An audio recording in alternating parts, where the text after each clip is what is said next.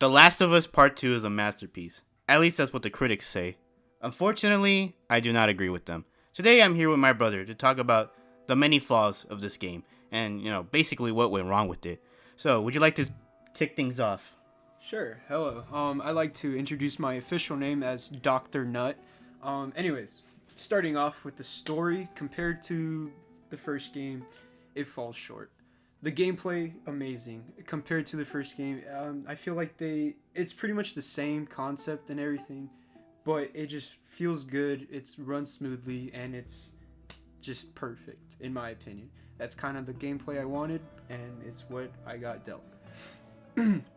But the story-wise, I feel like it fell short, and there's a lot of decisions that did not make sense, and they could have done a better job, in my opinion. Abby is an interesting character, to say the least. They could have done her story a lot better if they added her at the very start. You start off as playing as her. Yeah, I completely agree. I think one of the biggest issues with this game, with the story, of course, there's way too many flashbacks, and some of them, like they're all over the place, and it doesn't keep the story concise, doesn't keep it consistent. And I honestly think that story could have been a lot better have they not done all that. Have they not kill off Joel in the most like unsatisfying way, I suppose. The way you kill him off, I think it's it's like there's like no meaning to it. It's like you're just mad. You're just like mad that this like random character you like barely played at the beginning. You literally know nothing about her. You don't know her backstory. And that's the problem with Abby's character in general. She comes in, she gets saved by Joel, and then she just murders him. And the problem with that is that later on in the game, spoiler warnings, but I mean, hey, it's been out for a while. They try and build a relationship between you and her. Try and make you feel sorry about all the things that happened. You go around, you see people that you've killed as Ellie, and you think, oh, hey, you see this relationship between them and Abby, and then you kind of feel sorry. But the problem with that is that you already have this immense hate for Abby that it just doesn't work out. And the problem is because it's not because she killed Joel. I mean, Joel, the whole Joel death, it could have been done a better way. It's okay killing off Joel, no matter how much I love Joel, but the problem is that not that they killed him off too early, but that he got killed by a character that had no background. She just came in and killed him as quickly as she got saved. So it's very bad storytelling at that point. Mm-hmm. Yeah, there's really nothing I can say about the story. There's like nothing good, at least. Well, yeah, nothing good. Honestly, I think probably like one of the few characters I liked in that whole story is Ellie. Of course, Ellie. I think Ellie had a good. I mean, I wouldn't say great character development, but she had a good story. Yeah, she had some pretty interesting development. I was never a really fan of Ellie. In the first game, I kind of didn't like her. She had this very sassy attitude, and that's the whole point of her character, right? But then, like, the whole point of that game is to build a relationship between her and Joel, and yeah, there was some pretty cute scenes between them. In this game, she's pretty much the same, bad relationship with Joel and everything. But I did find this very interesting, that as you're going through the game as her, she's turning ever so slightly into Joel. She is doing the things that she's heard about him, interrogating, beating up people. Even this one scene in the hospital scene where she corners that what was her name? It starts with the N. I forgot. Mel? Yeah, Mel. Yeah, see, there you go. We don't even know we barely remember the character's name. The characters are so underdeveloped here. Was that Mel? I forgot. Anyways, that's not the point. After she tells her, no, she doesn't want to tell her anything. So then it's a perfect shot of just Ellie's face only, and this red background. Yeah, the light. It's Nora. Her name's Nora. Nora. There you go.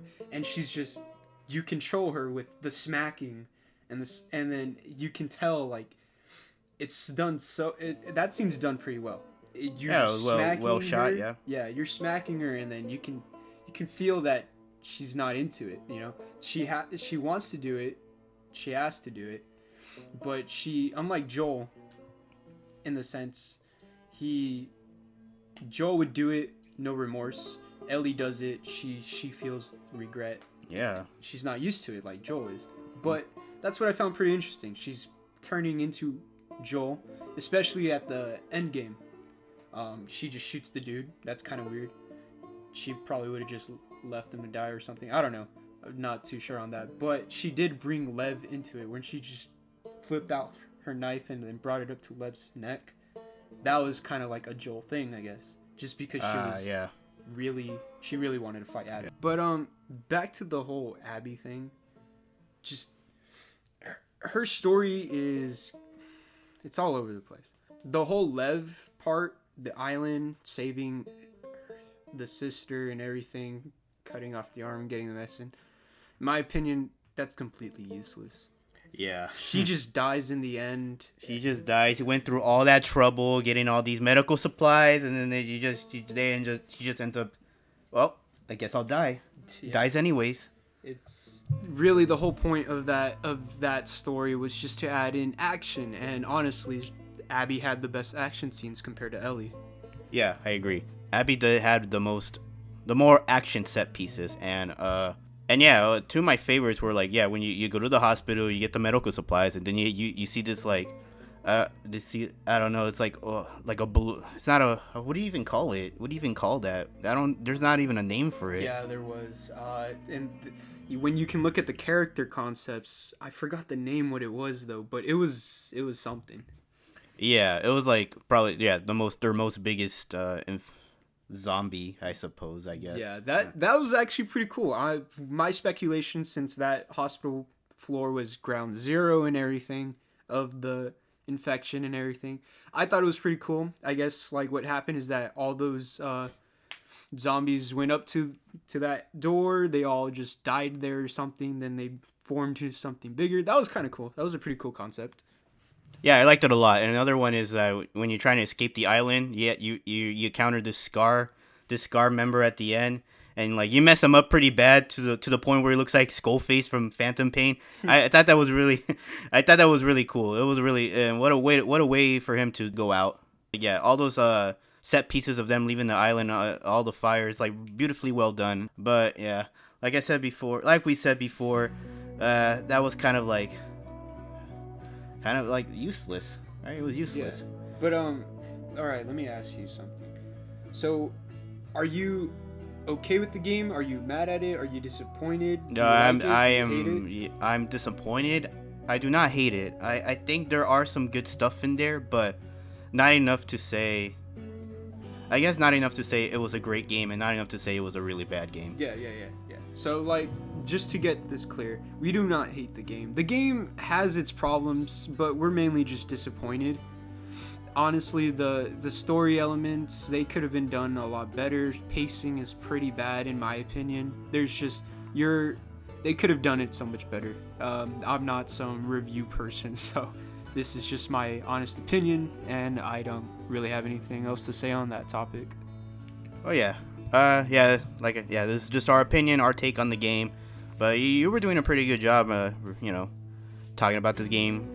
And yeah, you basically got all the points checked out. One more thing, at like the very end when you go to Santa Barbara, there's like this they added this group at the last. They just squeezed it in there, the Rattlers. They which sucks because they were pretty interesting. Yeah, they were pretty interesting. They were pretty interesting. I could see potential in that. They could have just fleshed that out a little bit, but I think it was better just to not have them there at all. Yeah, so that's another thing that's wrong with that. Story-wise, terrible decision, in my opinion. Probably. Well, not terrible's too harsh of a word, but yeah, that was a good group. They could have fleshed that out more, but they used it as an end group just to hype things up, keep you invested. You're looking for Abby. You're trying to figure out what the hell is going on. At the same time, you see this group, and then it's just kind of gives the world more life, but unfortunately they don't dive into it as much as the wolves and the scars. So that's a little disappointing. And of course, the ending. The ending was not satisfying. You basically have this revenge story, Ellie's revenge story, and her one goal is to like kill Abby and like everyone associated with her, right? And like she did that except killing Abby, and she basically got nothing out of it. She got revenge, and what she had left, nothing. Everyone's gone. Everyone left her. Yeah, but shout out to Cosmonaut. I watched his video, and he talked about how it's not a revenge story. It's more of a forgiveness story. And I see that. I can understand where he gets that from. Yeah, it's all forgiveness. But the first story had a big message of hope, and this one, everybody thought it was going to be revenge. He talked about how it was just a story of forgiveness. The problem with that, in my opinion, is that it's a little weird. When I saw that ending, and they brought up the whole part with Joel, it made me. It sucked. That was the day before Joel dies.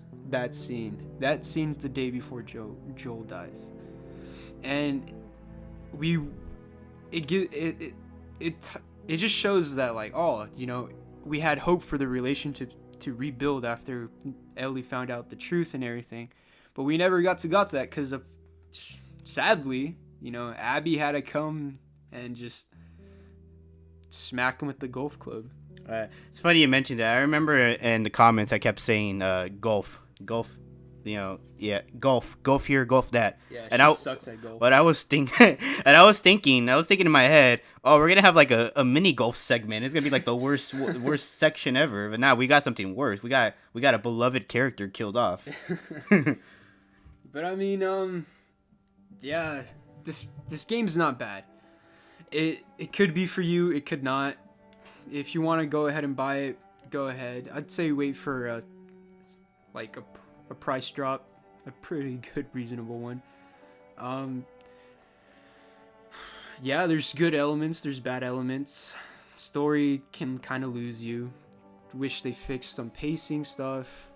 And the thing is that I feel like why a lot of people are mad, and what I've seen from other YouTube videos, is that their advertising showed this story of their advertising is a big problem. And I understand from a business perspective, because I mean, nobody's gonna want to buy your game if they knew Joel was gonna die. I mean, even though the leaks came out, and whatever Neil Druckmann did, that was completely pointless, because once it's out there, it's always gonna be out there. So flagging other YouTubers did nothing. But problem with that is just that everybody expected this game to be a continuation of Joel and Ellie's story, and it's not a true continuation, in the sense that all the advertising would just be like, oh, the flashbacks, all those flashbacks. Yeah. So everybody thought it was just going to continue. It's going to be a father-daughter relationship from the start.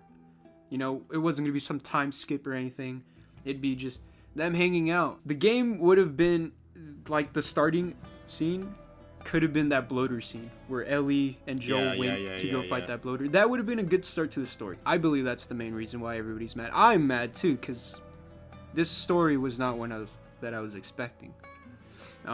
It definitely isn't the one that I thought we were gonna get. Yeah, that Abby character kind of threw us off.